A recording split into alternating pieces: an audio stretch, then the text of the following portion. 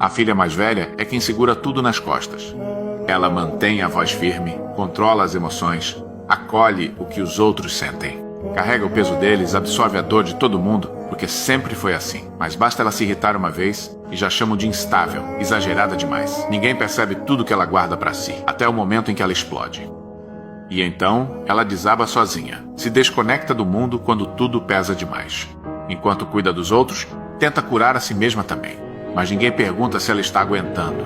Ela se sente como a menos amada e ainda assim a mais necessária. Chamam ela de forte como se fosse elogio, mas usam isso como desculpa para nunca oferecer apoio. É a forte, a confiável, mas até ela tem seus limites. E talvez um dia ela entenda que também pode pedir ajuda, que isso não é um sinal de fraqueza. Porque até os mais fortes merecem ser acolhidos. Então, para todas as filhas mais velhas, obrigado. Você é vista, você é amada e você é muito mais do que o peso que carrega.